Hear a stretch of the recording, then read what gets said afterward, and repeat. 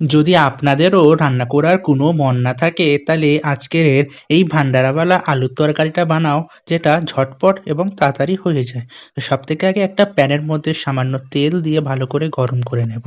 তারপরে ওর মধ্যে দেব আমরা জিরে, এবং জিরেটাকে ভালো করে গরম করব।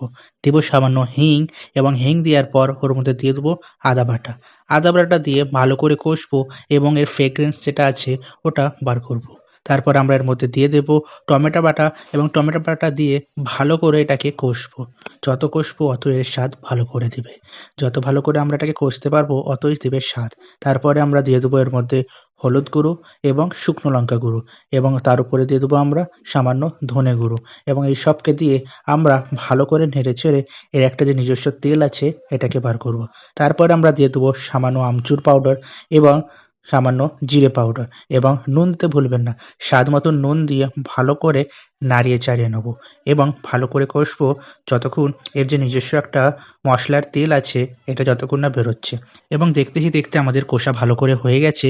এবার এর মধ্যে আমরা একে একে দিয়ে দেবো সিদ্ধ করে রাখা আলু, যেটাকে আমরা হাতে ভালো করে ম্যাশ করে নিয়েছি, এবং ওটাকে দেওয়ার পর ভালো করে মশলাটাকে মাখিয়ে নেব, এবং তারপরে পরিমাণ মতন জল দিয়ে এটাকে ভালো করে একটা ফুট আসতে দেব।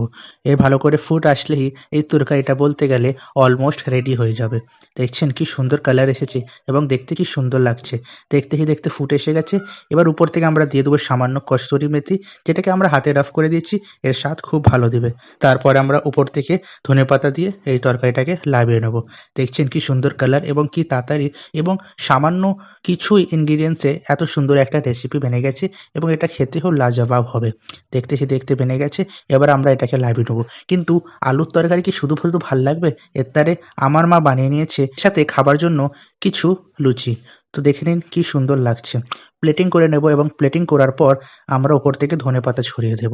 দেখছেন ধনেপাতা ছড়াতে কি সুন্দর লাগছে। এবার আমরা এটাকে কি শুধু খাবো? তাই জন্য আমার মা বানিয়ে নিয়েছে তার ধারে গোল আটার লুচি। আটার লুচি এই তরকারির সাথে খুব সুন্দর লাগে খেতে। করে আমার মা গোল করে লুচিগুলো বেলে গরম তেলে ভেজে নিয়েছে, এবং দেখতে কি সুন্দর লাগছে। গোল একদম লুচি, লাজবাব। যত দেখতে ভালো লাগছে অতই কিন্তু এই ডিশটা খেতেও ভালো লাগবে। একবার জরুর আপনি ট্রাই করবে। যেদিন আপনার রান্না করার একদম মুড থাকবে না সেদিন এই রেসিপিটা বানাবে। সত্যি বলছি, এই রেসিপিটা আপনার একটা ফেভারিট ডিশের মধ্যে এসে যাবে। দেখতে সব লুচিগুলো বেলা হয়ে গেছে, এবং টপটা করে লুচিগুলো ফ্রাই হয়ে গেছে। দেখছেন কি সুন্দর লাগছে, এবং একটাও লুচি এমন নেই যে ফুলেনি। কি সুন্দর ফুলেছে একদম। এটাই হচ্ছে একটা ভালো রান্নার নিশানি। এবার আমরা সবগুলো হয়ে গেছে রান্না। এবার আমরা এটাকে করে নেবো ভালো করে প্লেটিং। সবথেকে আগে একটা বাটির মধ্যে নিয়ে নেবো যে ভান্ডারাওয়ালা আলুর তরকারি, এবং তারপরে একটু বানিয়েছিলাম মিষ্টিতে সুজির হালুয়া ড্রাই ফ্রুটস দিয়ে, এবং সামান্য নামকিনের তারে মশলাওয়ালা যে শুকনো কালো চানা বানে সেইটা, এবং তারপরে 4-5টা গরম লুচি দিয়ে পরিবেশন করে দিয়েছে আমার মা এই বিউটিফুল ডিশটাকে।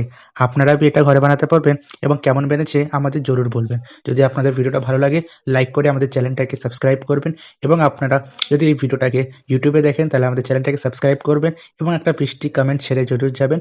এবং আপনারা যদি ইনস্টাগ্রাম ইয়া ফেসবুকে দেখেন তাহলে আমাদের চ্যানেলটাকে ফলো করে কমেন্ট করবেন। মিলছে একটা নতুন রেসিপিতে খুব শীঘ্রই। তাতে কোনো নমস্কার।